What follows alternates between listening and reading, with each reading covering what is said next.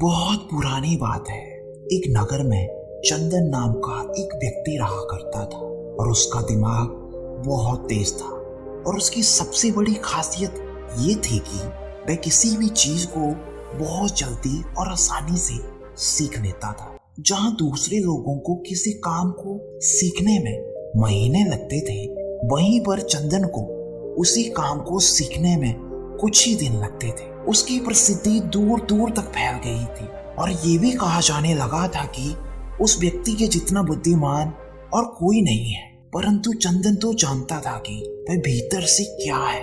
हर इंसान जानता है कि वह भीतर से क्या है, चाहे वो बाहर से कुछ भी दिखाए। चंदन भी अंदर से परेशान था, परंतु वह अपने अहंकार से अपनी परेशानियों को छुपा कर रखता था। वह इस बात को अंदर ही मान चुका था कि उसके जितना समझदार इस दुनिया में और कोई नहीं है। फिर एक दिन गौतम बुद्ध अपने शिष्यों के साथ उस गांव में आए। जब एक दिन गौतम बुद्ध गांव के लोगों को प्रवचन दे रहे थे, तो चंदन को पहली बार एक ऐसा व्यक्ति दिखता है जिससे उसे ईर्ष्या होती है। अब तक उसने ऐसे लोग देखे थे जो उससे ईर्ष्या करते थे, और जहां ईर्ष्या होती है वहां दूसरे से तुलना होना निश्चित है। चंदन अपनी तुलना गौतम बुद्ध से करना शुरू कर देता है और वह देखता है कि बुद्ध के पास तो एक भिक्षा का कटोरा है, लेकिन उसके पास तो धन की कोई भी कमी नहीं है।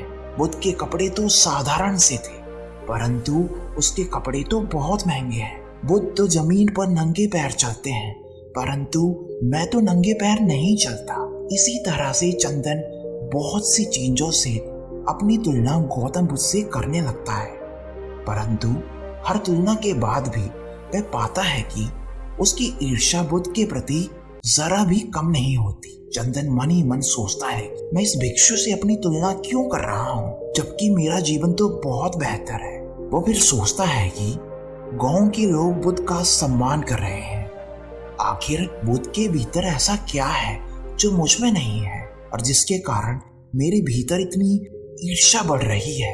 बहुत देर अपने मन के विचारों में उलझे रहने के बाद चंदन तय करता है कि वह बुद्ध के पास जाएगा और उनसे पूछेगा कि उनकी उपलब्धि का राज क्या है।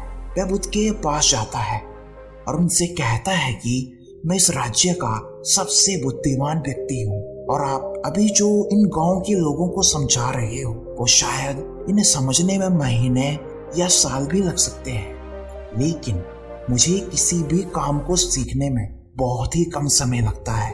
ये सभी गांव के लोग मेरा सम्मान करते हैं, परंतु इस सब के बाद भी मेरे भीतर आपके लिए ईर्ष्या बढ़ रही है। मैं ये जानना चाहता हूँ कि आपकी उपलब्धि क्या है।